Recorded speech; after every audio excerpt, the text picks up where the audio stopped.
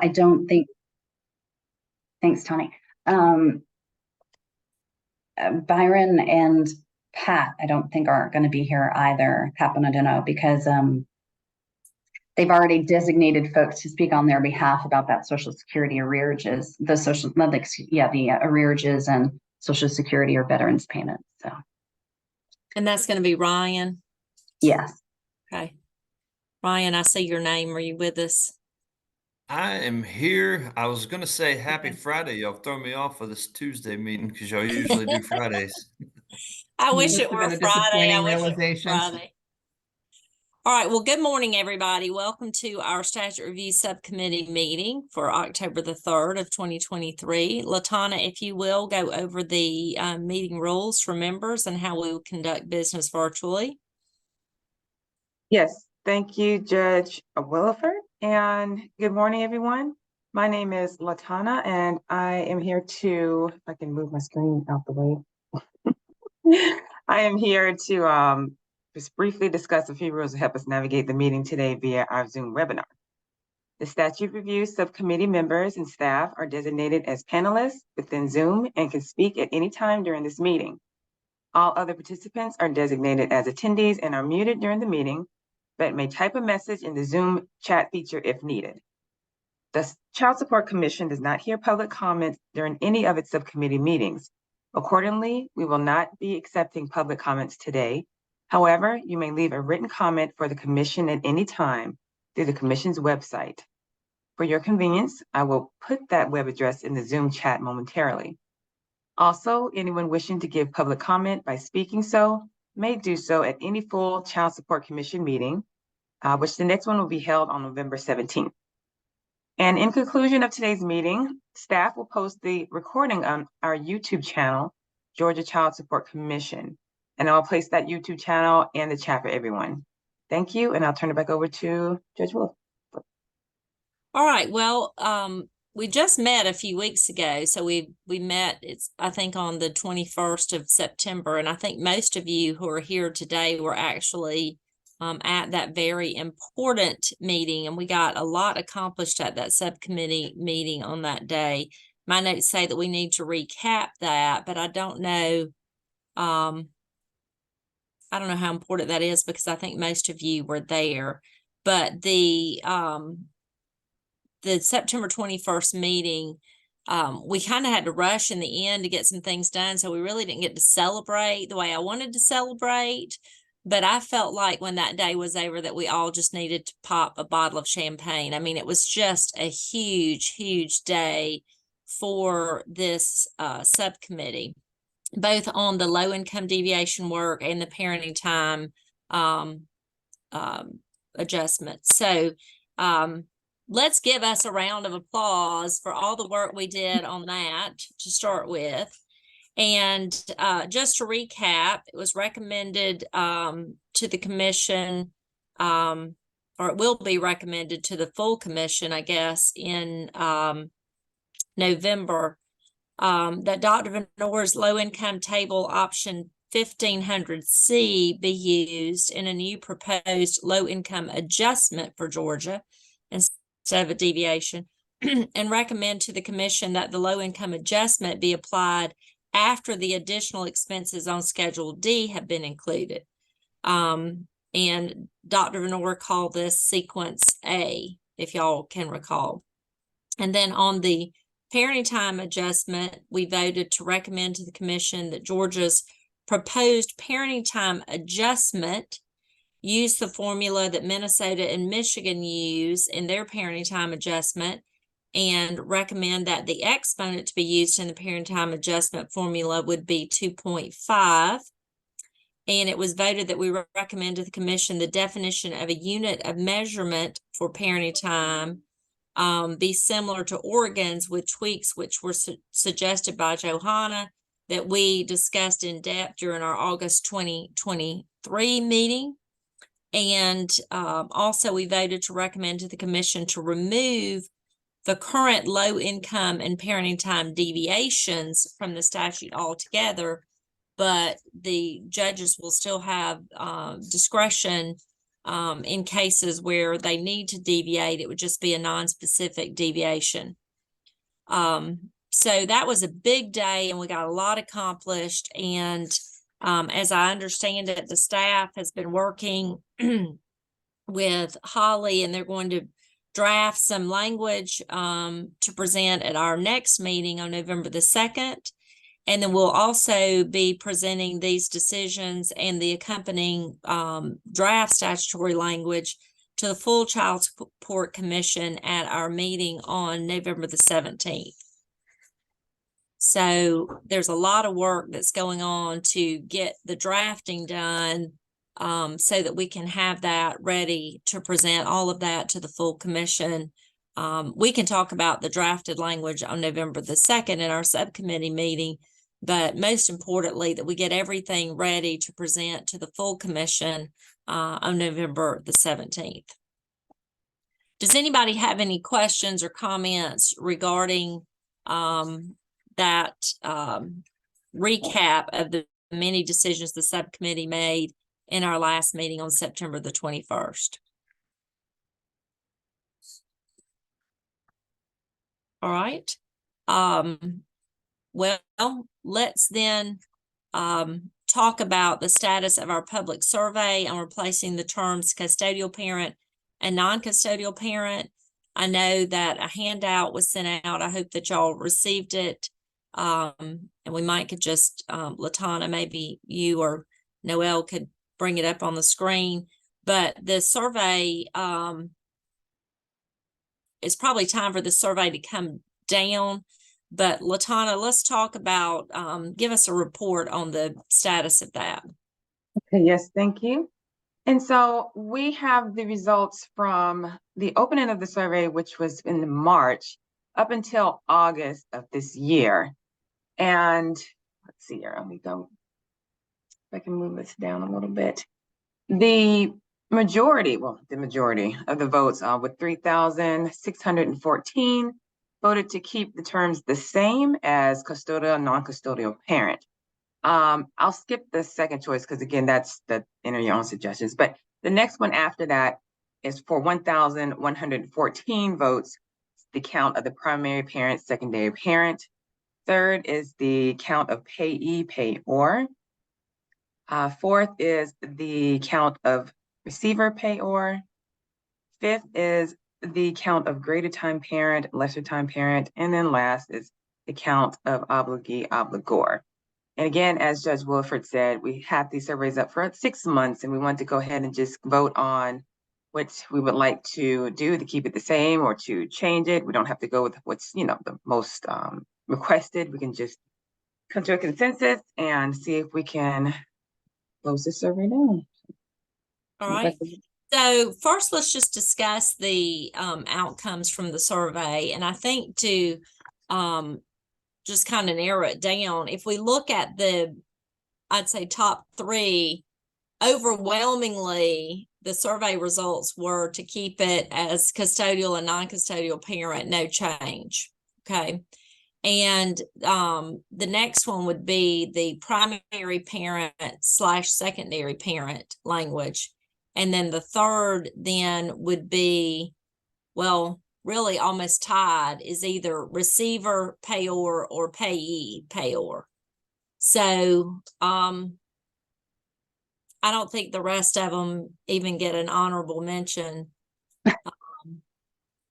So let's talk about those. Clearly, overwhelmingly, if we're just going by the survey results, is to keep it the same. And I was one of the ones that kind of threw this out there that we needed to do something about this language, because I found that certainly when I was practicing, that I had a lot of clients that were offended by the non-custodial parent language, because so many, the overwhelming majority of families do not have a parent in them that has no custody rights. I mean, there are certainly some, and those that are, have not legitimated, but a lot of people do not like to be called the non-custodial parent as if they have no custody rights.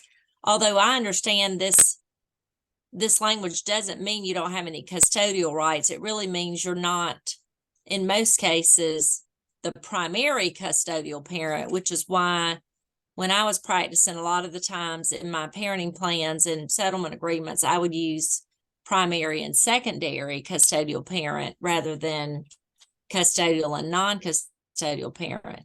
I guess the positive side of keeping the custodial and non-custodial parent language is that, you know, the commission is really only dealing with the child support statute, and there are other parts of our code that deal with custody and parenting time that would still be using that language, custodial and non-custodial parents. So I guess we could, the plus side of keeping it would be that the code as a whole, the terminology would match, if you will. Although, you know, it doesn't necessarily have to match because one's talking about money and the other's talking about custody. So I don't know. I guess I threw it out there and thought it was important to change it. And the more I think about it, the more I think maybe it should remain the same. I know Katie's not here, and that makes me sad because Katie, I think, was a proponent. I hate to speak for her, but she really liked the receiver payor, if I recall, because she thought it just made sense that it was more layperson language, the person receiving the child support and the person paying the child support. And I think she favored that highly over payee payor because there was the concern that some people might not, who are not in the legal world, might not necessarily understand which one's doing the paying and which one's doing the receiving using payee payor. And it seemed clearer in the receiver payor that the receiver was the one receiving the child support and the payor was the one paying the child support. So let me hear from y'all what y'all are thinking on these. Judge Williford, I'll pipe up if Okay. that's okay, unless any of our subcommittee members want to say anything first. I think a couple of 2 points, basically. First of all, let me just be clear. I'm a fan of it being clear that we're talking about money when we're talking about child support, as opposed to custody. And I think conflating those two areas of the law is confusing and leads to anger and all the things you just mentioned. Mm-hmm. For me, I think the large number of the keep it the same can be attributed to the bias of we're comfortable with that. Don't change it on us. We've been dealing with the, just the bias of wanting to stay comfortable with the terms we already know. Mm-hmm. I think also if you aggregate the gray, yellow, and green, which it would be a switch to financial terms as opposed to sort of this custodial term like custodial, non-custodial, or primary parent, lesser time parent, all of those things. When you aggregate those three columns, you get folks in favor of changing it to financial terminology of 1,275. So I think that's meaningful. But that's a smart way to look at it. Because I don't think there's much, well, thank you. But I think that maybe, obviously hindsight is 2020. And in going back and thinking about this, we were making a big deal of the distinction between payee and payor, or receiver and payor. Those really are, that's minor as compared to whether we're making the jump from sort of linking this with custody or making this financial. So. Right, anyone else?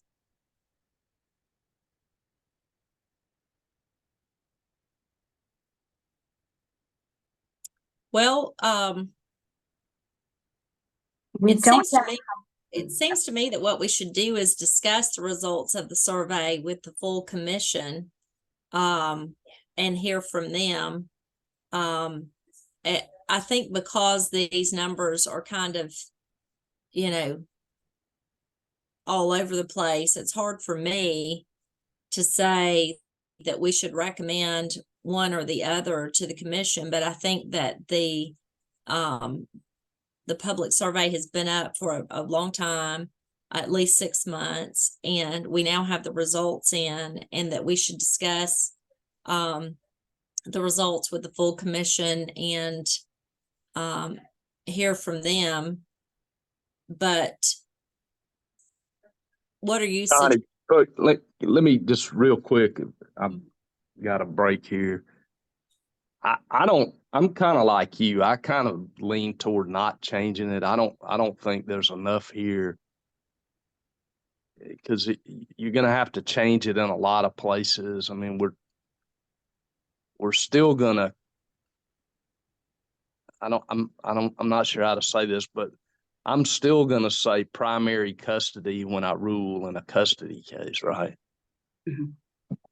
So I don't think there's enough here to make that kind of a change. I mean, and there doesn't, I mean, Noel's point is a good one, but there doesn't seem to be a real, I don't know. I guess I'm biased the way she described and leaving it the same. Well, I'm reminded that a large portion, I don't know what the numbers are, of the child support cases in the state of Georgia are through the department, and not necessarily dealing with custody at all, but just dealing with child support. So I guess in those cases, particularly since, based on the numbers, it looks like a lot of those folks are, what did Elaine tell us recently? Something close to 50%, the high 40s, are, children who are born out of wedlock. So there really are no custodial rights. The payor, I guess, doesn't have custodial rights. So there's good arguments to be made on both sides. I just wonder if the smart thing to do is to present this to the full commission for a discussion on this. I'm fine with that. I think that makes perfect sense. I'm just saying, if I had to vote, I'd vote to leave it the same. I'm Holly? sorry. Yes, obviously this is Holly Carter, Legislative Counsel.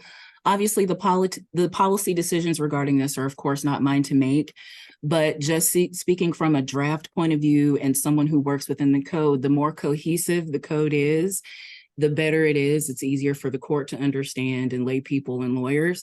That's just my 2 cents. I will draft it however you like, but for the sake of cohesiveness and sort of the term of art that the courts are already using, that's just something to consider. That's all I wanted to say. And I think we looked at what other states were doing in detail on this, and the overwhelming majority were using custodial and non-custodial. Is that accurate, Noelle? I think so. And we have Jane on the line with us. Jane, do you want to pipe up on that? Do you know, I think a majority is still using CPA and CPA, is that right? But a lot of states are talking about it like we are. Right. Yeah, I don't have a current count, but yeah, states are definitely moving away from it. So. Okay. Well, why don't we do this? I'm going to move to close the survey at this time. Do I have a second on moving to close the survey? Just a second, Your Honor, we don't have quorum. Oh, we don't. No. Okay. I guess we could do this by an e-vote if you'd like.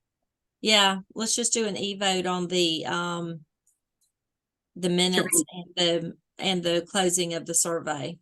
Okay. And we'll suggest it to, we'll put it on, you'll be on the agenda to give a report at the full commission meeting, and you can just raise it up to the full commission in November. Discussion. Okay. All right, Noelle, if you will talk us through in addition to the terms custodial and non-custodial, we need to examine the substance of how those statutory terms are defined. So I'm going to call on you to talk us through the current statutory definitions and to make some initial points to kick off the discussion on the definitions of custodial and non-custodial parent, because I know that issue has been raised by me and by others. Yes, absolutely. And it's something that Elaine and I talk about like perennially. So I think there's two things going on simultaneously. There's the clarity of the drafting of the statute as it currently reads. And for instance, I know Judge Williford talked to me about this briefly, and her staff attorney in particular was confused by the definitions. And so if we have a staff attorney questioning it, that's a problem, obviously, because heaven help just, parents trying to navigate the statute. So there's the clarity of the current drafting. Then there's also the substance of the current drafting, which I also think is problematic. But ironically, our move to the parenting and, our possible move to the parenting time adjustment may clean that up. But here's goes. Let me just at least start with the clarity of the drafting. So the terms non-custodial and custodial are defined in the statute and subsection A9 and A14. And the first is custodial parent. It says it means the parent with whom the child resides more than 50% of the time. When a custodial parent has not been designated, or when a child resides with both parents an equal amount of time, so that would be our typical 50-50 joint physical custody, the court shall designate the custodial parent as the parent with the lesser support obligation and the other parent as the non-custodial parents. When the child resides equally with both parents and neither parent can be determined as owing the greater amount than the other, the court shall determine which parent to designate as the custodial parent for the purpose of this code section. So I would sum that up by saying the general rule is physical custody. The custodial parent means whoever the child or children is a greater percent of time, except in true 50-50 joint physical custody cases, or what sometimes people call shared parenting. Then it's based on who owes the higher child support obligation. Okay. So that's custodial. So now I'm going to jump down to A14. That is very similar, and it somewhat mirrors the same language, but it's not identical. And that's where I think there can be some confusion. So now I'm going to read. So I just read custodial parent. This is the definition of non-custodial parent. It says non-custodial parent means the parent with whom the child resides less than 50% of the time. So great. The general rule I feel is like the same for custodial parent and non-custodial parent. The general rule is physical custody. Then it goes on to say, or the parent who has the greater payment obligation for child support. It doesn't make it clear. It just gives an or. It doesn't make it clear. This only applies when there's true 50-50 custody. And that's where I think the statute could be a lot clearer. So it's basically the general rule of custody, or the parent, or the NCP is the parent with the greater support obligation. And it goes on to say, to be consistent with the custodial parent definition, it should say the non-custodial parent means the parent with whom the child resides less than 50% of the time, or when a child resides with both parents an equal amount of time. Exactly. Then the court shall designate the parent who has the greater obligation. In order to be consistent with the custodial parent definition, that there needs to be a clarity in there instead of just or the parent who has the greater payment obligation. It needs to be in a 50-50 situation. It would be the parent with the greater payment obligation. Exactly. So it's not clear in A14. It just says or the parent with the higher payment obligation, but it's not clear that only springs to life when there's true 50-50 joint custody. So I think that's an excellent suggestion, and thank you for calling it, to our attention. There's a lot of room for improvement in this statute. That's all I'll say. But it was such a Herculean transition from what we had in 2007 to this that, it's a constant improving, I think. Okay, so does anybody have anything more on that, the clarity of the current language? Well, you said that that would not be, you didn't believe that would be necessary with the adjustments that we're making now. So do you think we should recommend that change in the language, or do you think that's not going to be necessary based on the changes we're making with the parenting time adjustment? I think that Elaine and I, and then we'll consult with Holly, we're still really working through what needs to be changed in the stat. Like, we know we have our marching orders, but it's another thing to translate those marching orders into statutory language. So we're still working on that. I'm still trying to come up with, what this really means. And so I would like to table that decision until we can wrap our heads around it a little bit more. But I'd like to raise something else, and that's not only just the clarity of language, but sort of the substance of what this means and why these definitions have always made me uncomfortable as they are. If you wouldn't mind, Judge. Go ahead, please. Share my screen for a second. Well, does anybody have any questions about what Noelle and I were discussing regarding the inconsistencies in the definition between custodial parent and non-custodial parent? And I say inconsistent only because I think the non-custodial parent leaves out a very important phrase, which is once it gets to the parent who has the greater payment obligation for child support, that only applies, the greater payment obligation part only applies where the parents have an equal amount of custodial time. And that phrase was not in paragraph 14, the definition of non-custodial parent. So does anybody have any questions about that before Noelle goes on? Johanna put something interesting in the chat, and this is exactly what I was trying to say earlier. She just mentions, will this also need to address those circumstances where the parent has more than 50% of the time and has the greater support obligation with the new parenting time adjustment proposal? So that's exactly what I'm talking about. It's a really good point, Johanna. So we have those fairly rare, but times when somebody could have, and when the parents have near equal time, but one parent makes, there's a huge differential in their earnings. So one parent makes a lot more, technically, even if it's like a 45-55 split in custody, the person with the 55 could end up owing, when we apply our proposed parenting time adjustment, could end up owing the person who technically would be considered under normal circumstances the non-custodial. So that's like an excellent way of describing what I'm talking about, Johanna. So, but I just wanted to briefly show everybody, because this is another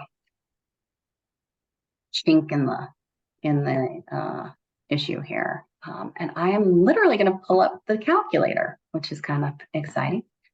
Can you all see that? We're in my live user account calculator. This is something I did just to demonstrate. So I've described it as definition of NCP in the statute. I'm just going to pull up and I'm going to take us through this series of three, and we'll see how things can bounce around. So this is just a very generic scenario. We have Charlie Brown, monthly gross income at basically $3,500, and Violet Brown at $3,166. And we see it's just a super basic worksheet. No adjustments to gross income, no health insurance or work-related childcare, no deviations. Boom, we jump from the BCSO amount is basically the final child support amount down here, right? So up here, we jump down to line 13 for the final amount. So that was where we have 763 for Charlie. I'm just jotting these down for myself. And 690 for Violet. Now we're assuming that this is a a joint physical custody case. So let me just go back here.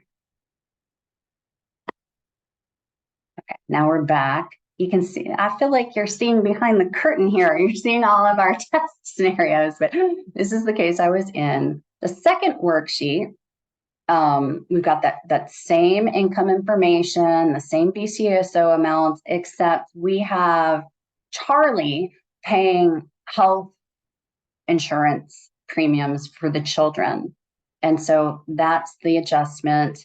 His obligation is now up to $867.99. She's at $785, but he gets credit for actually paying this expense for $200. So now Charlie's final amount of child support down here on line 13 has gone from $763 down to $668 solely because he happens to be the parent that pays the health insurance premium.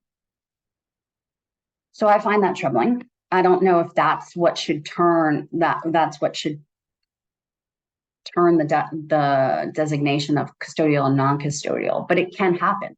And then finally, we gave another example. This again, building on the two previous, same incomes, same BCSO amounts. Down here, the same adjustment. Charlie's still paying the health insurance. So there's their pro rata shares. Then he gets the credit because he actually pays for it. So at line 9 at the presumptive, he's, per our definition, if it's 50-50 joint physical custody, he's got the lower support obligation. So he's now custodial and she's non-custodial. But now we have her, there's a deviation because Schroeder, one of the kids in this case, is like this piano prodigy, and she pays for all of his like special piano expenses and recitals and whatnot. So we've given her a deviation. And now it's flipped again. So Charlie's gone from a 666 in our last scenario, but when we deviate, he's now up at 746 because she pays those expenses and she's dropped to 707. So now we've seen it flip again. So it's been 3 different designations within the same case, and it's turning on who's actually paying those expenses, which feels arbitrary to me. Okay. But will our new parenting time adjustment fix this problem? Right. Won't it? Because the problem before was it really mattered who was deemed the custodial or the non-custodial parent, because that person was the person that was going to have to pay unless the court deviated, and they may deviate and they may not deviate because it was completely within their discretion. So based on in your scenarios, based on who paid the health insurance or who paid the piano expenses or whatever, it might determine if the person was going to get $700 or receive $700 if the judge did not, in their discretion, give the parenting time deviation, right? But with our parenting time adjustment, won't that fix that? I don't think so. I hear what you're saying, but I don't think so because it's really just accounting for dividing up the BCSO amount. We still have to work through and I think through how are we defining the custodial and non-custodial, because we can give an adjustment, but if the final child support amount is still affected by, like, take out a parenting time, we're not going to do a parenting time deviation, so that won't make it flip, but a health insurance would make it flip. Even with the adjustment in there, a change in who pays the health insurance and a change in who pays work-related childcare could flip it, and or other deviations. So I still think we need to think through how we define custodial and non-custodial, which, Judge, I mean, it's ironic to no end that if we end up going back to what everybody thinks is the folklore Everybody anyway. thinks it is the one who makes the most money. Exactly. And if we go back to that, that would be hilarious. Because we've done our facts versus folklore, and we've said who believes is the person who makes the most money, right? And everybody raised their hand. No, it's not. It's the one with the greater obligation. But should it have been the one who makes the most money? Maybe all along it should have been that, or Or if we want to be like all hyper technical about it and very child support-ish, who has the greater BCSO obligation, which is tantamount to who makes the most money, right? Because that's just based on their pro rata share of their. So there's room for playing. I also want to just point out, while I'm bothering to just harp on this entire situation, it would behoove all of us. I just recently did this again, but just to go through, it's always bothered me that it really never just says flat out. We hint around at it and talk about burying the lead deep in the statute, but we never come out and say the non-custodial is the payer. It never really says that in the statute. And I can go around and highlight for you or put it in the chat places where we skirt around it. But I think there's room for clarity and just improving that, like just adding that. For instance, it says, And that's why I didn't like the non-custodial language, because you say, well, the non-custodial is the payer, but there are situations where the custodial, when you think about who actually has custody of the children, has had to pay child support. mm-hmm. You know, it's rare, but it happens. So, you know, when we start using custodial and non-custodial, the common everyday person thinks that means who actually has these children in their possession, right? So we could call a person could be the non-custodial parent for child support purposes, but really have the greater time with the children. Right. So I'm just going to put another plug in for using financial terminology. Yeah. So, but I guess my concern with using just the person who makes the most money, the way everybody thinks it is, you know, if dad, because we go obviously by gross income, if dad is paying out of his check $200 for health insurance or, you know, whatever these other things are, then at the end of the day, Judge Colbert needs to be let in as a panelist. LaTana, did you see that?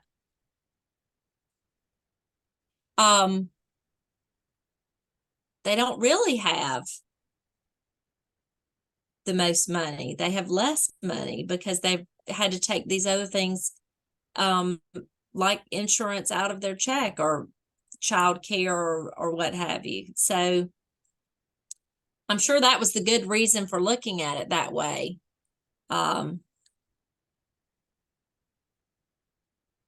May I ask a question about the worksheet, Noel, and maybe you know how this will work, or if it's still being looked at, it hasn't been decided. Well, obviously nothing's been decided yet, but so in thinking about the parenting time deviation and placement on that first page of the schedule, it almost seems like you would want, at least from a visual perspective, to have the other expenses first to get to where you have a presumptive amount that's been adjusted based on childcare, health insurance, and then have the parenting time adjustment appear below that, because at that point you see who has the greater support obligation, but the math would still have to affect the math would still have to apply, or the percentage reduction would have to apply to only the pre-adjustment amounts. I don't know if you're following what I'm saying. Yeah. I wish I had the worksheet back up. It can't apply after you add in all that stuff. It has to apply to that initial split of the BCSOs. Right. But visually, like I could see judges, litigants, counsel just wanting to see who has the greater support obligation first before they know how to designate who the non-custodial parent is, if you leave all of the language the same, you know, non-custodial and custodial. This might be a totally side subject, but I was just thinking about that when you were showing us the worksheet. Yeah, I followed you. Okay. Yeah, I mean, that's another big consideration. I've always thought of it, well, because for me, right, I mean, the parenting time adjustment only is reallocating some of that BCSO amount. It's not going to reallocate the health insurance premium and the work-related childcare, because those Those are amounts, those don't turn on parenting time. Exactly. right. So for me, the order needs to be, BCSO amount, you adjust for parenting time, you show that, then you add the special expenses on Schedule D, the Schedule D expenses, and then you deviate. Then you also, the final consideration is whether there's any Social Security or VA payments directly to the child, and that would be a credit toward the NCP's obligation, and then you get that final amount. But this is all things we're thinking through right now. It's not as easy as we had hoped. But I do think there's room for improvement in the statute for improving the terms NCP and CP, and also just really making it clear who pays who. It's never really said. It's shocking that it's never really said. If anybody has any thoughts on that or thinks that I'm wrong, please, I would love to be wrong on this. But for instance, I just in the definition for final child support amount, which is at A11 in the statute, all it says is means the presumptive amount of child support adjusted by any deviation. Doesn't say, and that the NCP pays to the CP or anything along those lines. I also looked at what the presumptive amount of child support says, right? Because it's sort of a circular definition. And it says presumptive amount of child support means the basic child support obligation, including health insurance and work-related child care costs. Like everybody on this call knows that. But so there's that. And then buried deep within subsection B of the statute, there's sort of, like I said, this glimmer of how it really works. And I'll just bother to read this to you. It's B. So that's the subsection dedicated to the process of calculating child support. And it really is the heart of the matter, the heart of the statute. So B4, in the last sentence, it says the basic child support obligation amount stated in subsection O of this code section shall be rebuttably presumed to be the amount of the appropriate amount of child support to be provided by the custodial and non-custodial parent prior to the consideration of basically, the Schedule D expenses and the deviations. So that's confusing. We know why it says that, because we're trying to explain income shares and that each has an obligation. But then subsection B7 says determine the amount of child support for the custodial parent and the non-custodial parent. Like what? I mean, we know what that means. Again, it's trying to explain income shares and that each have an obligation, but only one cuts a check to the other. Like the CP doesn't cut a check to herself every month. She just retains that in her budget.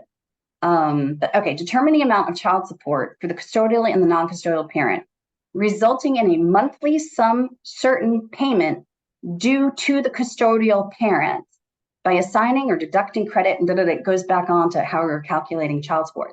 That is the closest place I've found in the statute that it at least says the monthly sum certain payment is due to the custodial, but it doesn't say from the non-custodial. It just leaves that up in the air. So I don't know. I see what you're saying. It really, it almost makes it sound like both of them pay child support and really only one pays child support. And we need to make it clear, all right, this is how you figure out who's custodial and who's non-custodial, or whatever terms we're going to use.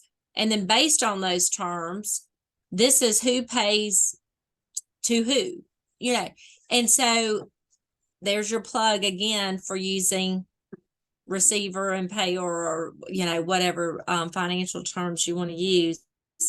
I would suggest that since the staff is working so diligently on drafting statutory language and working with legislative counsel to to draft the language for the decisions that we've already made in our September 21st, that you propose to us, you or the staff or anybody else who wants to suggest anything, any other changes while we're doing it, and it sounds like some need to be made, particularly regarding the definitions of custodial, non-custodial, and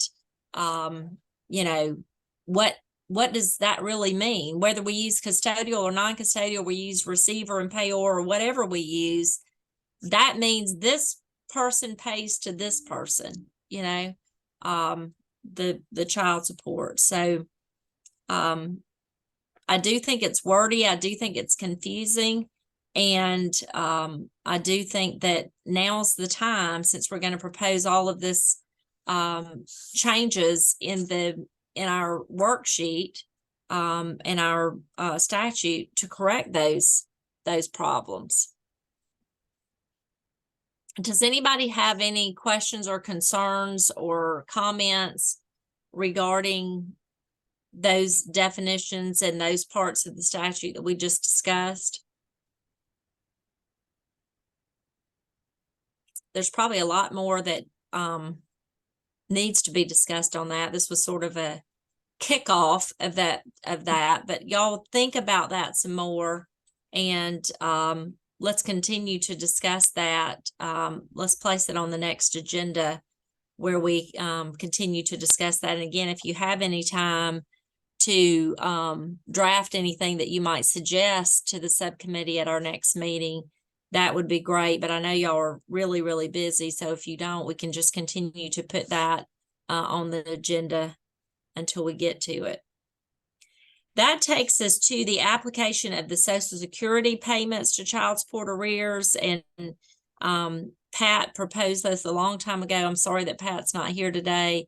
And we've had to continue to kick that can down the road because we've been so busy concentrating on the low income adjustment and the parenting time adjustment. But praise be, we got that done at the last meeting. And so we can actually work on some of these other very important things that we needed to discuss, including the application of the Social Security payments to child support arrears. And I'm going to call on Ryan Bradley with DCSS to cover this topic.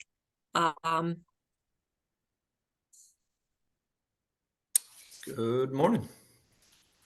So the specific, I guess, section of the statute we're talking about is 19615F3D is in Delta, where it talks about basically direct Social Security benefits received by custodial parents, and it's off of the benefit of the non-custodial parent.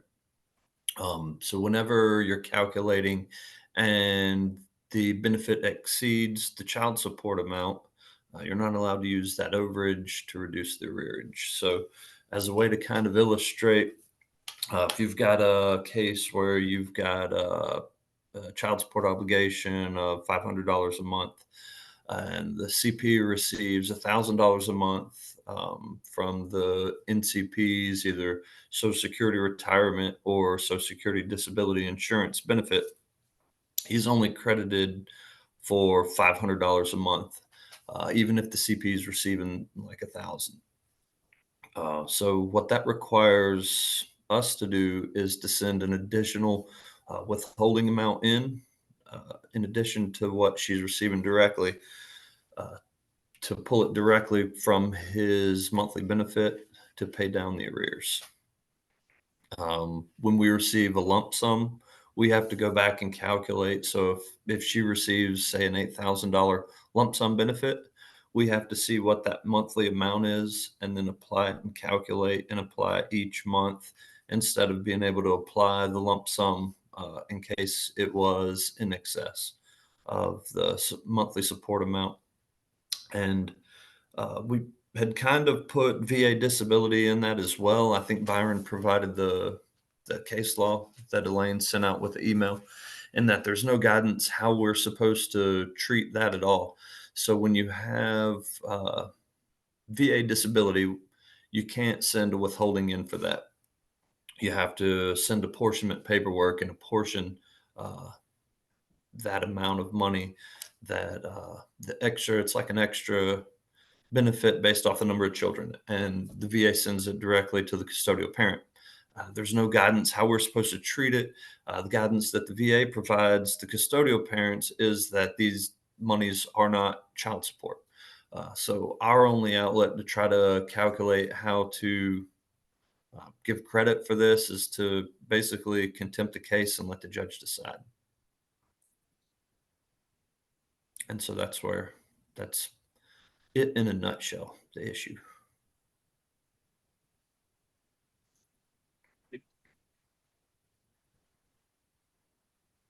And Sarah, did you want to talk about the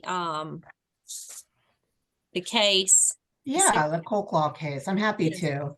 Yes, I Um, read that. I think it's interesting that you were involved in that. Go ahead. Mhm. Yeah, so the cold claw case came to our attention because the custodial parent, the mother, who was Miss Cold Claw, sought help from the Family Law Information Center in DeKalb, which legal aid staffs. And at that point, basically what happened was that her ex who had never legitimated, her unmarried ex and father of her child, had been ordered to pay child support at a pretty minimal amount for many years and had not consistently paid it. So he had several $1,000s in arrears. And then, the department moved to do a standard reevaluation because at some point the non-custodial parent had been approved for VA disability benefits. And so they found that he had increased income. So they did the readjustment. The child support was adjusted accordingly. Everyone moved on. Several months later, the department filed a motion to reconsider and set aside the original order, basically on the basis that they found out that since the father had been approved for disability benefits, the child had been receiving $100 a month of derivative benefits on the dad's account. And they wanted to count that money against his arrears. Now, the issue was that this was several months outside the term of court in which this had been filed. And so one reason legal aid got involved is because we were concerned about the precedent of being able to file a motion for reconsideration long outside the time period in which that's allowed. And Deborah Johnson, actually, who you all know, worked with the client at the Family Law Information Center, helped her draft a pro se response to the motion. And Deborah, frankly, at that point was confident that it wouldn't move forward because it was so far outside the statutory time for a motion for reconsideration. But it did. And ultimately what happened is that the court found that because the child had received several $1,000s over the course of years, she'd received $100 a month, but it added up to several $1,000s in these. I think it was 9,000. Yeah, from her father's disability benefits. The court found that canceled out the arrears, which makes sense. That seemed logical to us, but also that it created an overpayment that the mom would have to repay to the father. And the way that the department proposed recouping that overpayment was by stopping child support payments a year, like about 15 months early, when the child eventually was preparing to age out. Basically saying that because dad overpaid by the child receiving these benefits over a period of a couple of years, then mom should have to repay that overpayment to dad. And the way to do that is just to stop support at some point prior to when the child ages out. So we took on the case because, we have a problem with the premise that if one parent overpays their support obligation, that creates a converse obligation for the custodial parent to repay them to, get rid of that arrearage. Because, most parents, if they have the means, are going to do more than is strictly required for their children. It's common enough for people to pay more child support or pay more toward their child's care directly or indirectly than is strictly required. And as a policy matter, we don't want the precedent to be that if someone pays slightly more one month, that the next month they get to pay less, or that at some point they get to pay less to make up for that. As a practical matter, obviously this child's still going to have the same support needs when she's 17 that she would have anyway. And so it doesn't make sense that the mother would not get support for that final year of her eligibility to recoup this overpayment from years earlier. So, we had a problem with it from a policy standpoint, not with that it canceled out the arrears, because that makes sense. If they find, oh, that this child, received payments that we weren't aware of, those can be factored against the arrears we thought dad owed. That's great. But not creating a surplus that the mom then has to repay. And the other issue is that Georgia does have case law on this, and that we found a case that was very much on point, the Reach case, which basically held that it was a very similar fact set in which a father was receiving, in this case, Social Security benefits, where his children received derivative benefits from his account, and unbeknownst to either father or mother in that case, they didn't realize that those could offset his support obligation. So for a period of a few months, he overpaid a support obligation because he both paid it directly and mom was receiving these derivative benefits, the payee for the children. And he wanted to come back and apply that toward future obligations, use that surplus toward future obligations. And the court held that he could not. That even if you unintentionally overpay your obligation, whether that's directly or indirectly through benefits, you're stuck with that overpayment. You cannot apply that overpayment toward future obligations because your child is still going to need to be supported in the future. And, our position was that the way the department was applying the arrearage in this case and saying mom would have to repay that effectively by not receiving support in the future was not consistent with the case law or with policy. And so it looks like somebody in the comments is curious as to why the father has to suffer because the state made a mistake. One issue here was that the state didn't make a mistake. The state was correct in applying that the father's derivative payments to the child should be counted against his child support arrearage. Whereas just the holding ultimately from the Court of Appeals and then down at the trial court was that the father, if he overpaid his child support, he doesn't get to count that against his future obligations because the ultimate policy goal here is the care of the child, and the child's care is not, the mom cannot reasonably be expected to put aside extra money paid now for expenses that will arise in 10 years, especially when for a lot of this period of time prior to the hearing, he had been in arrears and, the child wasn't getting needed support.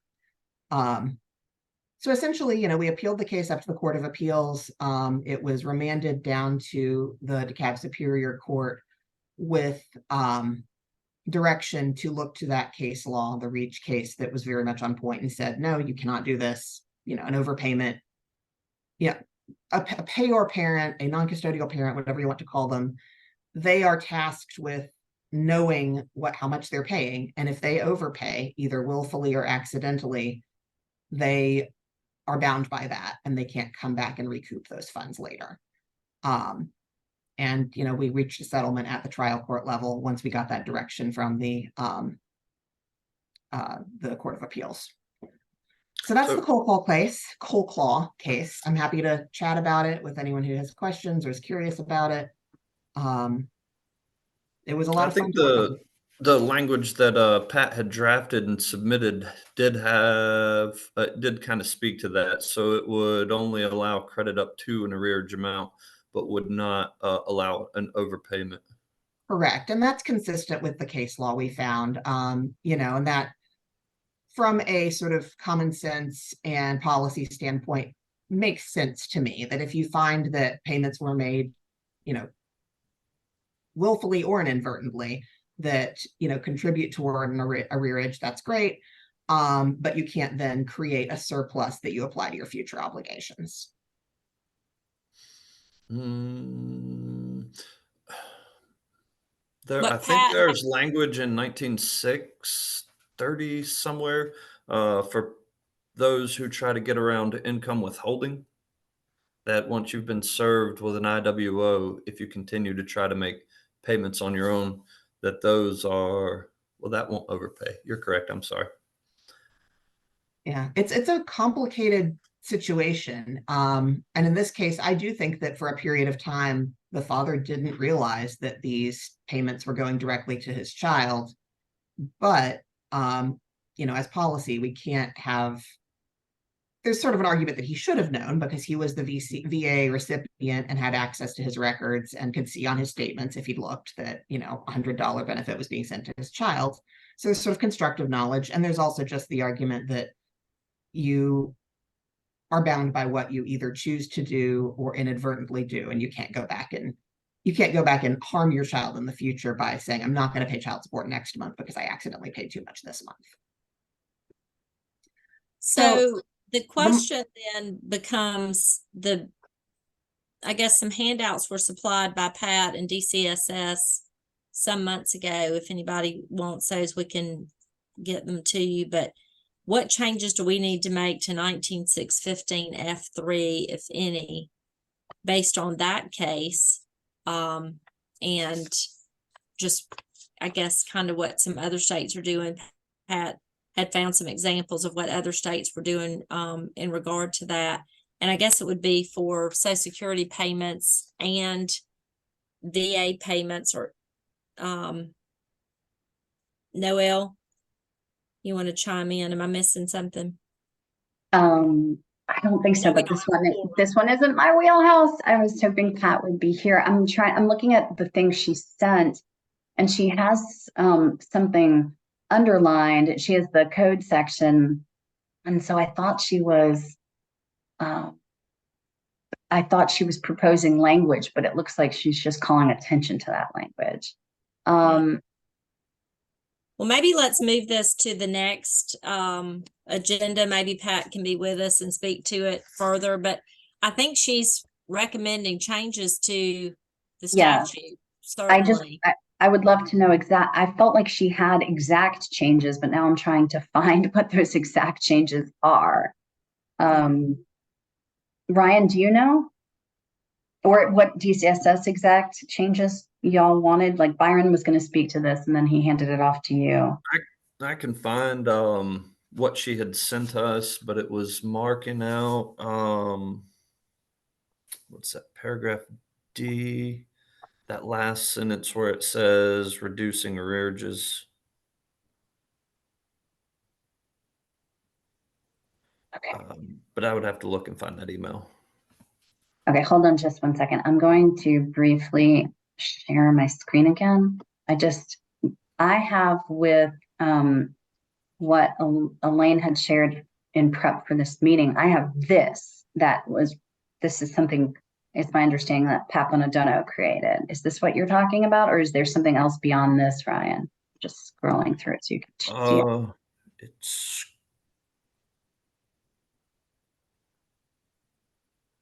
So I think I had something from her where we worked on proposed edits or proposed language.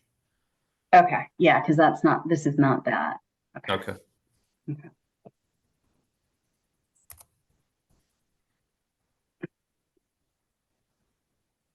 And I'm just trying to see whether our next meeting, okay, good. This subcommittee, I'm trying to say, because this subcommittee is slated to meet next on November 2nd, and that is in advance of the full commission meeting. So if you want to just roll it over to the next, either way, yes, Judge Williford. Let's do that. But, okay. But, it seems like based on that case that it's pretty clear that you can get credit in your arrearage for an overpayment, right? Yes. Correct. Yeah. You can get credit toward an arrearage. You just can't create a surplus. And I thought that was really what was the question that Pat was bringing up, is making it clear that it would be, if you were overpaid by Social Security, or I think she specifically said Social Security, but it looks like Social Security or VA, then that can be credited towards, or should be credited towards your arrearage. It's not just a windfall, if you will. So right. I think that's really And that's Right. consistent with the Colclaw decision. Right. Also, so I think maybe I'll reach out to Pat and Byron and get their exact proposed language for the statutory change. And maybe at the next meeting, we'll just have a brief recap and have a vote on that. Okay. Is that what Hopefully, you're if we have quorum. Yes. We do not have quorum today, correct? right? All right, so let's move on then to E and F of our agenda, which have to do with things that, again, we've kind of kicked the can down the road and kept these topics on our agenda, but not been able to deal with them because we had other pressing matters that we were dealing with. And Noelle, I'm just going to get you to speak to them. One was we had talked about extraordinary expenses and whether or not those could be or should be handled outside the child support worksheet. And I know previously in meetings, we'd had some good discussions about that, but I can't really remember what they were. So if you'll address that to begin with. Sure. So yeah, there had been discussion in general about what is a fairly common practice, I think, in just day-to-day cases of folks, of parents deciding to deal with extracurriculars in particular outside of the statute,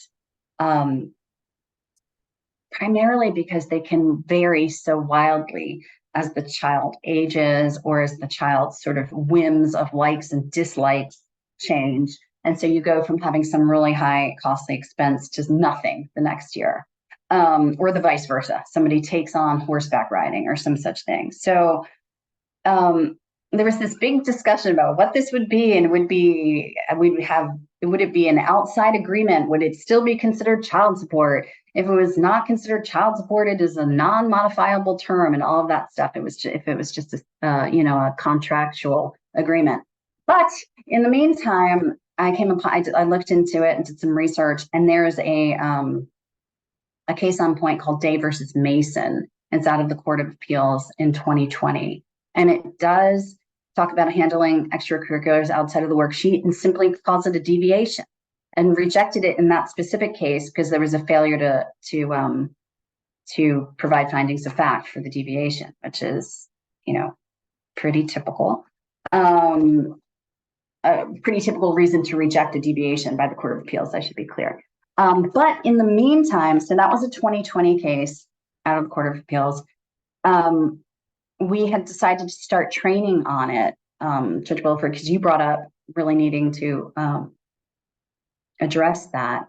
So I first talked to y'all about this in February of 2023 and was basing my comments on Day versus Mason, which was a 2020 case. And then we went to train on it, and I said, I'm just going to shepherdize this for fun. And lo and behold, March 2023, another case out of the Court of Appeals, Wiggins versus Rogers. And again, it's a little bit lengthier on just the whole discussion of handling it outside of the worksheet, but acknowledging that parents had agreed to extracurriculars to just split them half-half. But this is where it gets interesting. It raises that 7% test. And Jane jumped off the call, and I might have to get her back on here. Or maybe we'll just table this for the next discussion, because I do know it's something Johanna wanted to bring up, and it's something the Parenting Time Study Committee had talked about. And that's the concept of, there's two things. Again, there's two things going on in parallel. The late Mark Rogers had been advocating for removing the 7% out of the BCSO table that accounts for extracurriculars and all of these other sort of expenses. But he was talking about Jane said we could not do that. Remember, we talked about that before, and she said no, that it's built in, and you could not do that. Exactly. But there's also then not only, so there was removing the 7%, just like reducing across the board the BCSO amount by 7%, which there's many reasons why we can't do that. And Dr. Warner confirmed that. Alongside of that is removing the 7% test out of, what is that deviation called? extraordinary expenses for child rearing, I think is what we call it in the statute. Special expenses, I believe. Or Sorry, special Bob. expenses, thank you, special expenses, not extraordinary, just special. Special expenses for child rearing. It's my understanding that we're the only state that still does this. Apparently Tennessee, we're modeled after Tennessee, but I think Jane said they don't even do it.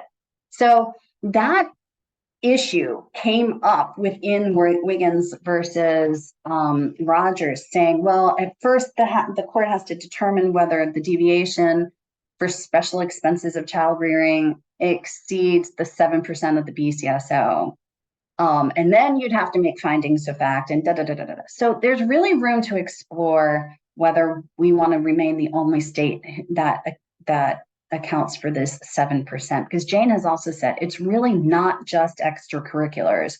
She's described it as, well, some of it is the extracurriculars, but it's also just like general entertainment for children and things of that nature. So I don't want to go on too much more about it, but I think what the court... I think we do need to discuss this with Jane on, so I don't know if you want to get her back on or if you want to move it to just the next meeting since we don't have quorum today. I think it's so important that maybe we just move it to the next meeting because it's a big deal. It is a big deal. And it's something we've never really talked about. The Parenting Time Study Committee talked about. Johanna, please jump in and share what you want to say. But we've never talked about it at this subcommittee level. Or we have, it's been very scant. Well, so that Johanna won't have to repeat everything that she needs to say, why don't we just move it to the next meeting and then we can just discuss it then? Okay. And do we need to do the same thing with F when modification may be brought within a 2-year period? Again, it's a shame we don't have that many people on. If you want to start the conversation, that's fine. We can prime people about what we're talking about, or just roll it over at this point. Well, why don't you prime us? Okay. I just want to direct everybody's attention to, good grief.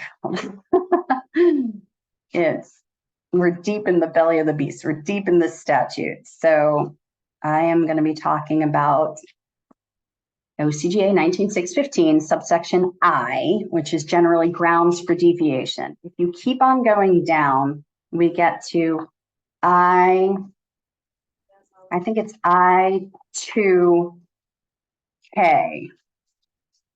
What gets really confusing is not far down the statute from there. On my printed copy, it's on the same page.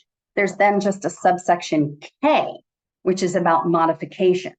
And we're actually talking about both of those Ks. So an issue that Judge Williford initially raised was, I'm going to read you the statutory language. It says, the court may order or the jury may find by special interrogatory a deviation from the presumptive amount of child support when special circumstances make the presumptive amount of child support excessive or inadequate due to extended parenting time as set forth in the order of visitation, the child residing with both parents equally, or visitation rights not being utilized. Do you want me to go into why that's a problem, Judge Williford, or do you want to expound? Well, I thought it was a problem because if we did not have parenting time built into the table and it was just, it assumed an intact family, then how could we then say, Judge, you can modify or deviate if the person exercises more parenting time than they were supposed to exercise or less parenting time than they were ordered? Because if it assumes no parenting time to begin with, then your child support was based on, let's just say mom had the children 365 days a year and dad didn't have any. If it was based on that, then what difference does it make if dad exercises more time or less time? Because he's already paying based on, I don't exercise any time. So that was confusing to me, is how it could be that parenting time was not built in, and yet we're going to be able to modify and cause dad to pay more or less depending on the parenting time. That was what was confusing to me. And is that how that reads, or did I misunderstand it? I think that's how it reads. Like, what I hear you saying is the language about inadequate. It would never be inadequate, because if there's no parenting time deviation given, the custodial parent is sort of getting the full amount of the BCSO. She's being allocated all of that money. But now with our adjustment, or the old parenting time deviation, there should have been some moving of that money over to be retained by the non-custodial parent. So what you're saying to me is there should only ever be a downward deviation to reduce the amount of child support if there's parenting time by the non-custodial. There should never be a raising of child support, because that person's already getting, if there's no deviation or no adjustment, that person's already getting the full amount of child support. Yeah, how can we deviate and say, all right, since you're not exercising your parenting time, we're going to make you pay more child support, when we were never giving them credit for the parenting time to begin with? So I think maybe when we talked about this before, you read it as if they had been given a deviation, then they need to lose their deviation. I haven't gotten there yet. That's the Okay. other K. So why don't we take a second and walk over to the other K? So under modification, few subsections down, it's talking about when a modification may be brought. And it says, so K2 says no petition to modify child support may be filed by either parent within a 2-year period from the date of the final order on the previous petition to modify by that same parent, except when, and A says a non-custodial parent has failed to exercise the court-ordered visitation. Or B, a non-custodial parent has exercised a greater amount of visitation than was provided in the court order. So for me, subsection A, the non-custodial parent has failed to exercise the court-ordered visitation. That could be a rescinding of a parenting time deviation that was previously granted. And it doesn't have to necessarily be like ill-intended. But it doesn't say that. It doesn't say that. Right, it does not say that. It makes it sound like you could modify it if they didn't exercise their court-ordered parenting time. It doesn't say, and they were giving a deviation for their parenting time. That's so funny. That's one of the things I think should have been added. I said, if a PTD, if a deviation was granted, then all you would be doing is rescinding the parenting time deviation, because this could come up in a natural way. It's not nefarious. It's not somebody saying they were going to do parenting time and they're not doing it. It could be simply somebody moved so much so that it's really affected their ability to have that amount of parenting time. So it's just grounds for the modification. But yet again, I think there needs to be clarity. And I wish Pat were on the line, because it was my understanding that this was modified during her tenure in this role. And it was meant to be punitive. But I don't understand how it could be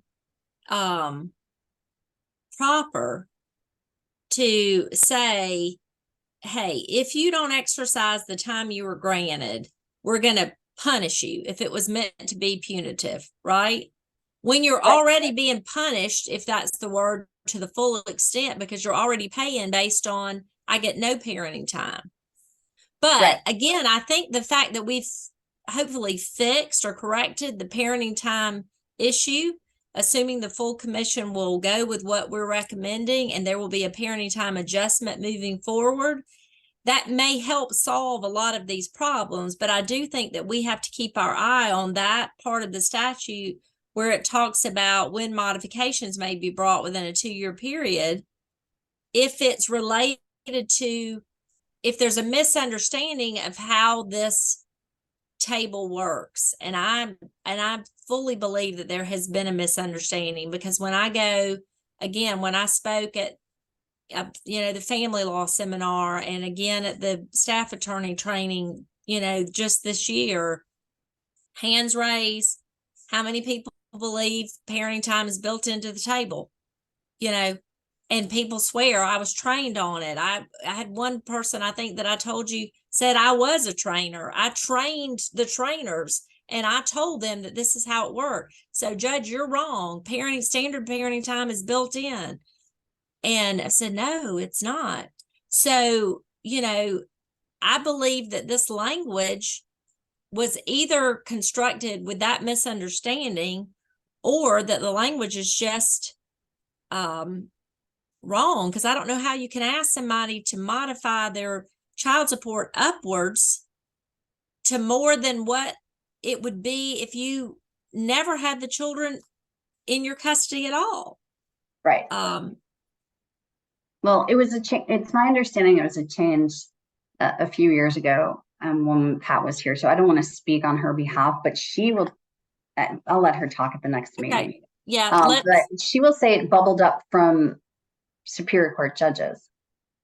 So yeah, well, again, it might have been Superior Court judges who didn't understand that parenting time wasn't built in.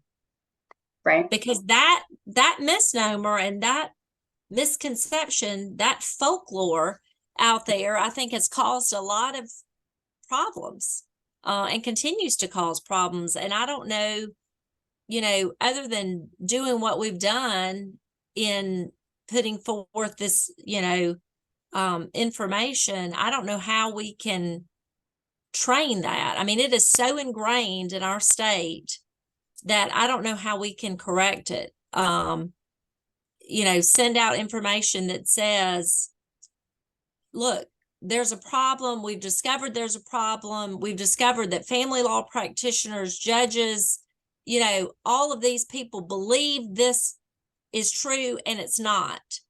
Literally, it seems to me there needs to be like a mass, communication of that through every channel that we could possibly get it out there, because it's just unbelievable to me that so many people, including judges, believe that. And I've had conversations with the family law president. The president of the family law bar believed it. With other judges who believe it, with the Family Law Institute members who believed it, with the staff attorneys who believe it. So I don't know what we need to do to get some mass communication out that this is not the case. And I think part of the solving of this problem, the parenting time adjustment that we're recommending, when we roll that out, we need to make sure that people understand, here's the problem. People believe this. We've now learned that, a large majority of practitioners, judges, believe this folklore that was not true. And this is how we're fixing it, because they're going to say, why are we fixing something when it was already built in? And right. So we've got to first educate them that it was not built in. And that's why we're fixing it. And this is how we're fixing it. And so to me, part of the question needs to be, how do we roll this information out?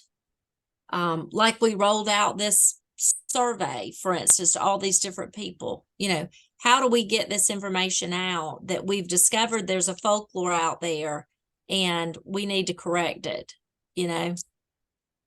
But let's move. This is Judge Colbert. I concur. I wasn't reading or considering that it was built in for no parenting time. And I'm fairly new, 2.5 years, almost 3 years on the bench. And I did not realize that. Well, Judge Colbert, I can tell you that as a practitioner in family law for 20 years, I have told many, many, many clients who complained about their child support and, why do I have to pay in the summer? And why do I have to pay when I have them, this? And I would say to them, because it's built in. I would tell them it's built in. It assumes that you're getting this time. And I didn't just make that up. I was trained that somewhere when this all came out. And it's been clear to me that I didn't just dream that, because I have talked to so many other people who say the same thing. So I believe at some point when Schedule C was supposed to be part of it, or when it was first drafted, that was discussed, and that somehow became ingrained in us, and then it actually didn't pass the way it was drafted. So it became this problem.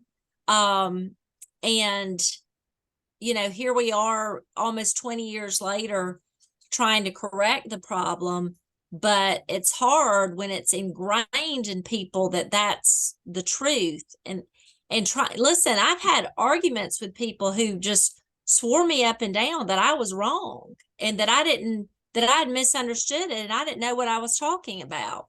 And, you know, I can say, I'm the vice chair of the Georgia Child Support Commission. I know what I'm talking about. And they'll say, no, you don't, you know? So trying to get that information out there and have people actually believe that has been, you know, like a mission for me since I learned that I was wrong about it. And trying to communicate that to everybody that I can communicate that to. But Noelle, let's push E and F to the next agenda, and we will take up those topics. Johanna, you have your hand up.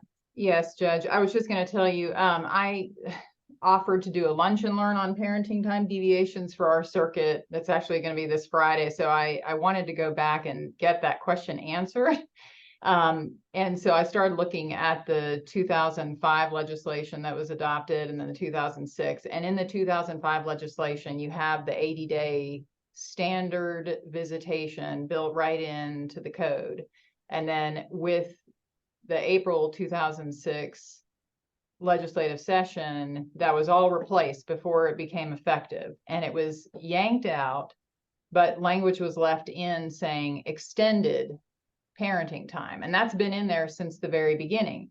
So, you know, you look back at the implementation guide that the staff put out, Jill Radwin and others, and it has to address the fact that the code says extended parenting time.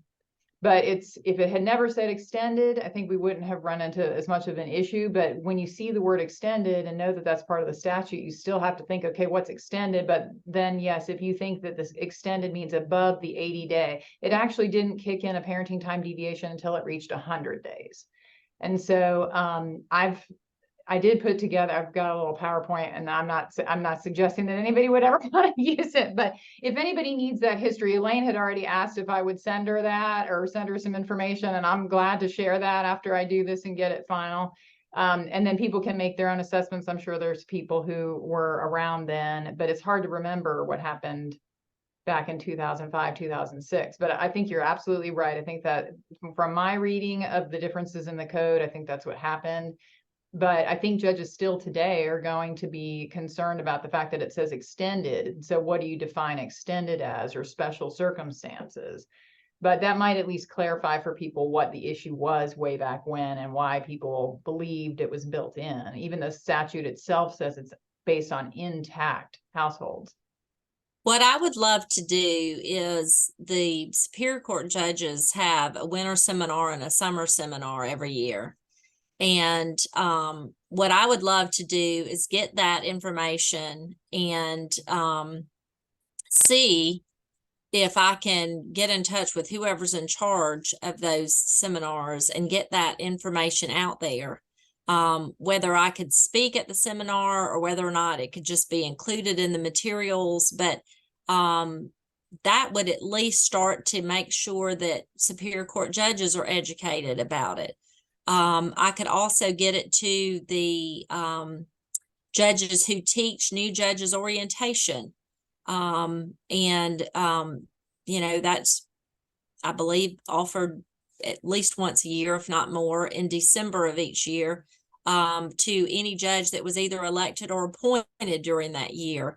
And so it could be put in that NJO material and you know, taught there. But I just feel like that we need to start thinking about how do we recognize that there's a problem and that people believe this? How do we start really educating folks that that is not the case, you know, and really brainstorming where all we can do it. And I certainly appreciate that you're doing the lunch and learn, but that's going to reach, you know, this many people, and we've got all these people to reach. So I think it behooves all of us to really brainstorm on the members of the commission, the members of the subcommittee, who all we can reach, who all we can educate, but then trying to think of, you know, the bigger picture.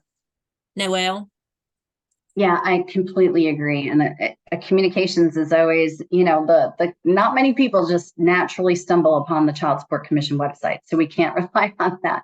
But I have to say, it needs to be a concerted, like multi-prong approach. For instance, Elaine and I are going to, and LaTanya are going to speaking at the ADR Institute. So we can talk about it there. That's in November. That'll get mediators in the fold. We can talk about it again at the family law section, like you said, to judges, absolutely, at their conferences.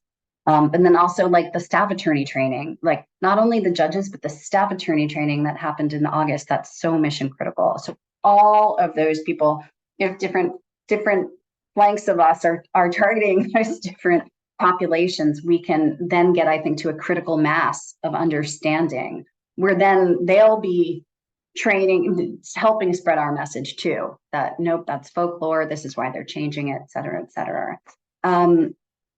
I completely agree with what you and Johanna were saying, and I've done the research myself. A lot of this folklore came out of that last minute change back in 2005, 06, 07, when the famous Schedule C was removed, and it's really done a lot of damage, and we're still feeling its effects now. But, you know, I'm hopeful. I think we can turn it around. I think, to your point, Judge Wilford, acknowledging that there is this problem and there is this misunderstanding and folklore out there, and we just got to get it corrected.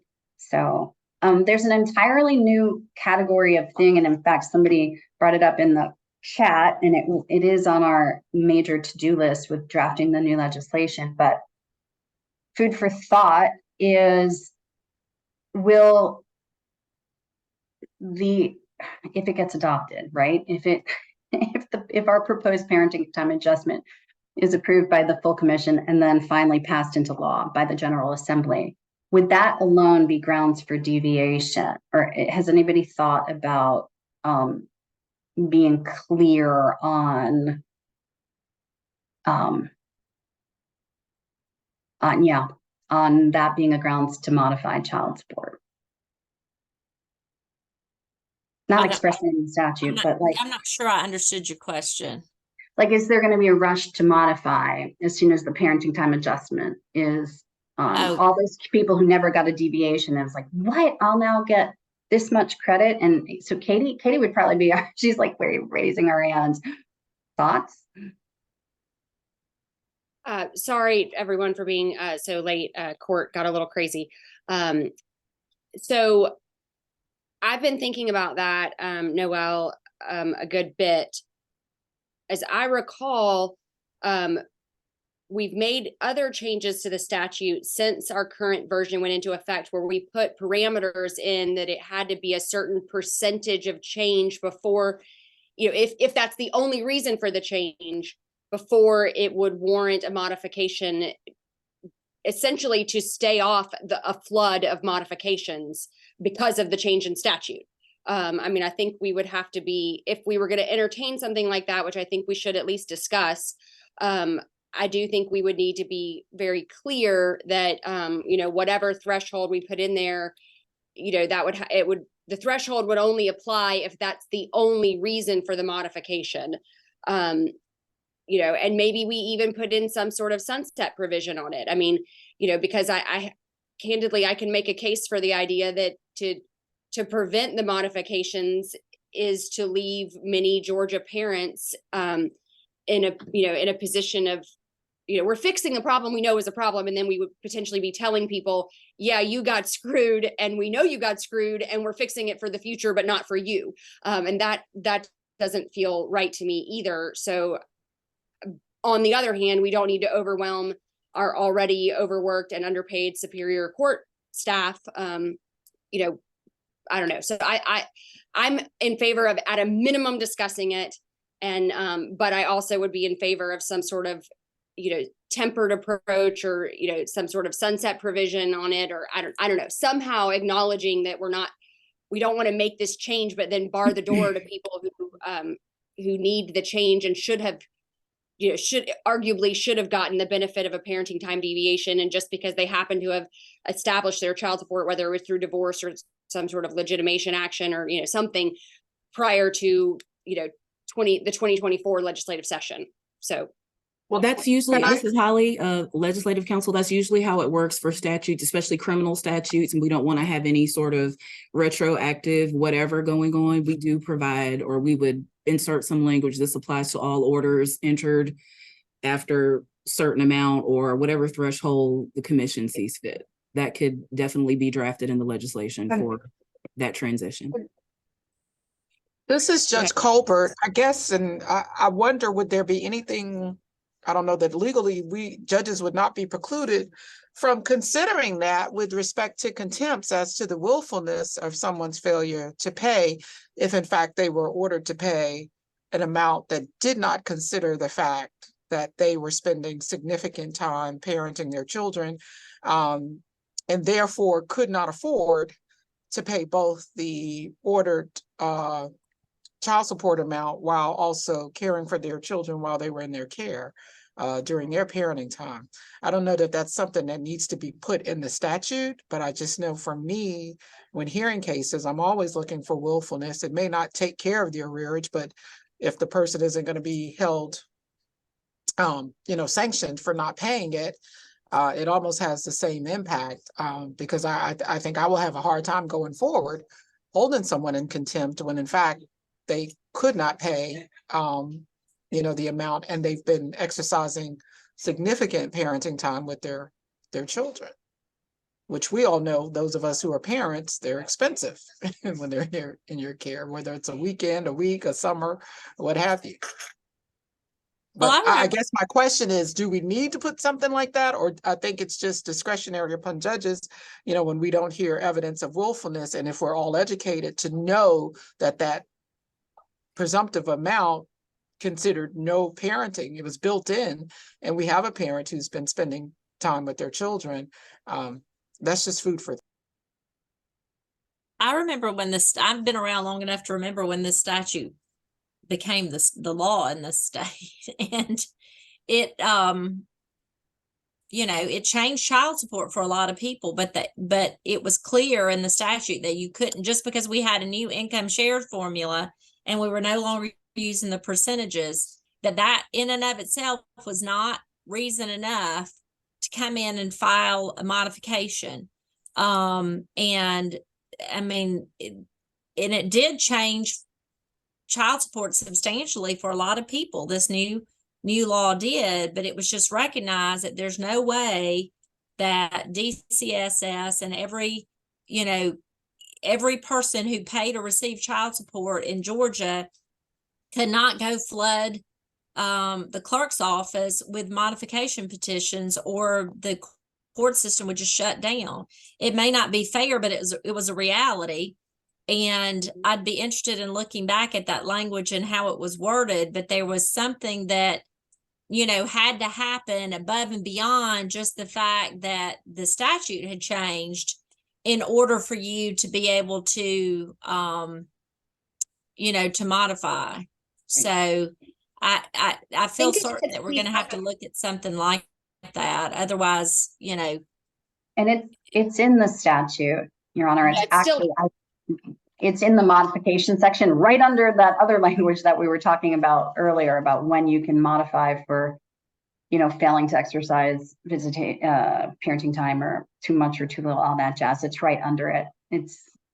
So it would be interesting, and for us to all look at that and consider it. I can throw the site in the chat. Yeah, Is let's just, it a 25% threshold, Noel? If there's a difference of at least 15%, but less than 30% between a new award and a child support award. God, you see, this is always worded. I'm like, what does this mean? Hold on. I'm trying to come up with an answer, Katie. And that 25 is listed below. Let me just read it, I guess. It's pretty long though, but it says if there's a difference of at least 15%, but less than 30% between a new award and a Georgia child support order entered prior to 2007, the court may, at its discretion, phase in the new child support award over a period of up to 1 year, with the phasing in being largely evenly distributed, with at least an initial immediate adjustment of not less than 25% of the difference, and at least one intermediate adjustment prior to the final child support adjustment at the end of the phase out period. So I'm not even sure what that means.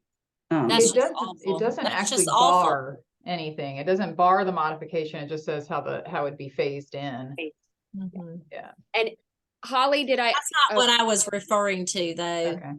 I was referring to something where when it first came out, and I may be wrong, but I thought there was something that said just the change in the statute alone would not be enough to go in and file a modification. That you had to have, there had to be another reason to modify, not just the change in the statute. That's about if there's going to be a difference, how you're going to phase in the difference. But I was specifically referring to something that said, Got it. the change in the statute alone is not a cause enough to allow, to be a substantial change in circumstances or whatever it is to get a modification. Ryan? Would it be under that language of the 3-year cycle and having to provide a significant change in circumstances? I don't know if that's in 19.6.15. I'm pretty sure it's in 19.11.12. Yeah, and for you, it's 3 for DCSS. It's 3 years. For private cases, it's 2 years, and it is directly in the statute. It says, no specific time unless there's a substantial change, and then not greater than every 2 years filed by the same parents. And there still has to be those other things going on. So, but I will look if there's anything else in the statute about what you're talking about, Judge Wilford. Okay. But that is something that we need to put on our agenda is, do we need to put, consider language in the statute about, modifications based on these adjustments that we're talking about that we've, assuming they pass, low income parenting time adjustments, whether or not that's going to trigger the right to go in and seek a modification. I agree. Right. All right, so we still do not have quorum, correct, Noel? Correct. So the minutes then will need to be voted on via e-vote. We'll need to conduct an e-vote on that. Is there any new business to be discussed? May I, it sounds like y'all, when I came in, y'all were discussing the education and getting the word out to the bar and the bench. And I just want to give y'all a quick anecdote. I turned in an uncontested divorce packet, everything signed, sealed, delivered, done, settlement agreement, parenting plan, child support worksheets, the whole kit and caboodle, totally uncontested with the pleadings, everything signed off on, everybody represented, all good to go. And there was a stay-at-home mom and a working dad. And so the incomes on the child support worksheet were 0 for mom, and dad's income were listed, which was their reality. The court, this is last week, the court kicked it back, wouldn't sign off on the uncontested divorce, and required that we impute minimum wage to mom in the child support calculation, even though they'd already agreed on the amount. And I got to tell you, I was concerned because one, that hasn't been the threshold in years, right? And Judge Williford, that was part of our, facts and folklore. But two, this judge seemed concerned imputing income is not required.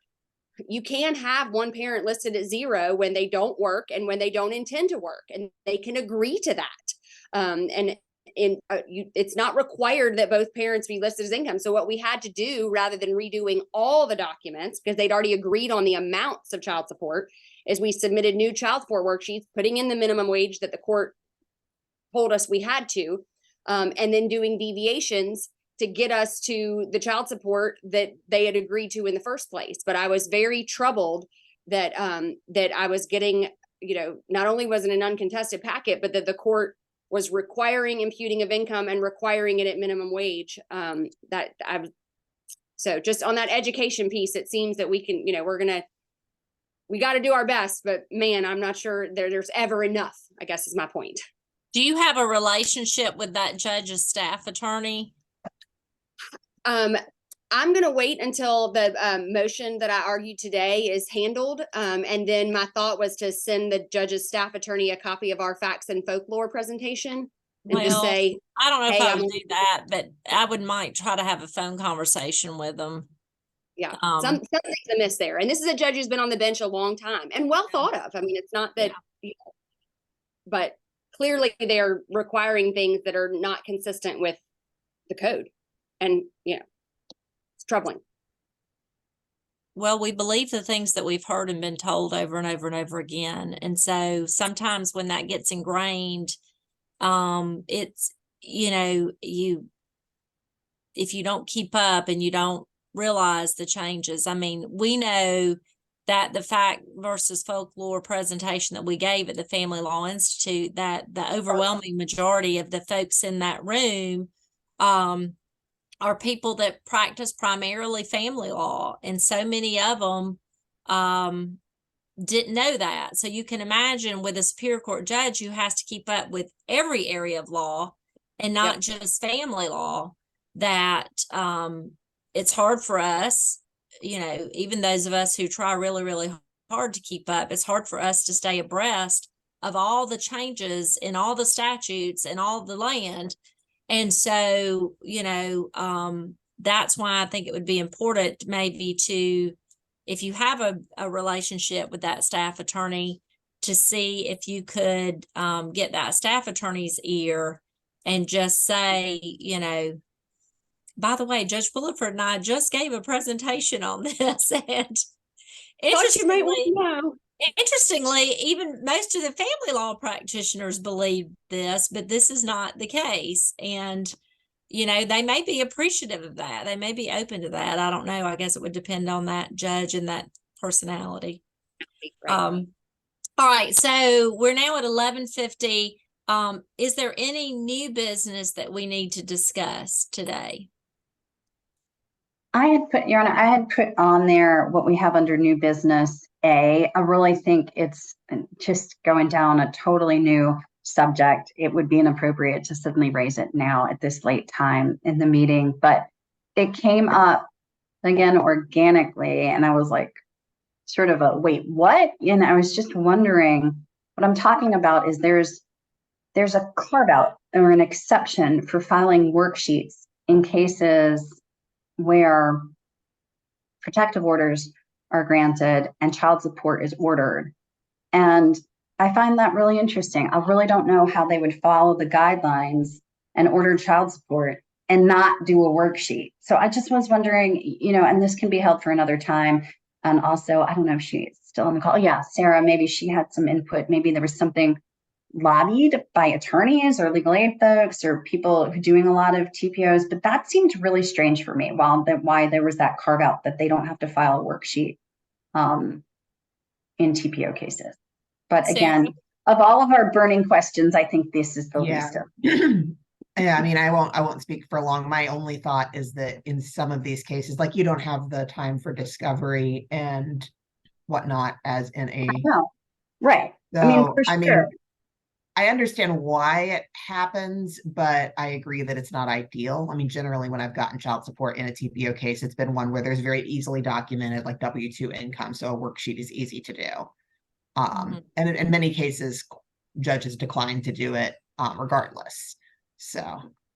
Right, they declined to order child support altogether. Altogether, exactly. Right, but I I feel would like say the majority of judges do in the Mhm. TPO case, because you can go to DCSS or you can file for child Exactly. support, and that way you can get more involved in what the income is and that sort of Right. thing. Get But more elaborate discovery. not that think I many speak for judges- all judges, but Yeah, I mean, I think many judges reasonably think, it's easy enough to go through DCSS and get a more accurate number and better enforcement than can be done through a TPO. So it makes more sense. I mean, there's some isolated cases in which I do strongly advocate for it for my clients, but it's more the exception than the rule. I get it. And that makes sense to me. And I'm not questioning the discretion to order it or not to order it, but I'm saying if it is being ordered, file the worksheet. That's then transparency as to how you came up Right. with the amount. If you imputed income, if you had any income information, like that just seemed very odd to me. If well, it's let's being move ordered, that. Let's keep putting that on the agenda until we look at that further too. Because that is something I was not even aware of until I saw it written on my agenda. All right. Do any other subcommittee members have any new business to recommend for discussion? Sounds like, as usual, we have a lot to discuss and a lot to look into and to continue working on. But again, we got some major decisions made at our last meeting, and I'm still on a high from that. So I won't beat us up too much about what we haven't gotten to, but at least we can deal with some of these other issues now. And the things that we need to continue working on, we will continue to move that to the next agenda, which I have would be November the 2nd at 9:30 a.m. And the meetings would be conducted in Zoom webinar as usual. I think that's the only future meeting date that's already scheduled. yes, that's Okay. right. And then, of course, the full commission meeting is the 17th. I'm sorry. November the 17th, and that is a hybrid meeting, which is you can attend either in person or via webinar. Yes, that's right. All right. Anything else? All right. Well, thank y'all all for attending, and we will do the e-vote, the email vote regarding the minutes and regarding closing out the survey. Erica Thornton.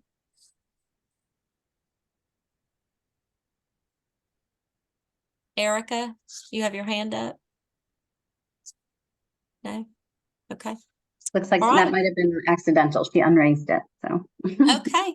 Well, y'all have a very nice week, and thank you for attending. I'll see you next time. Thanks, y'all. Thanks, everybody. Have a good day. Bye-bye.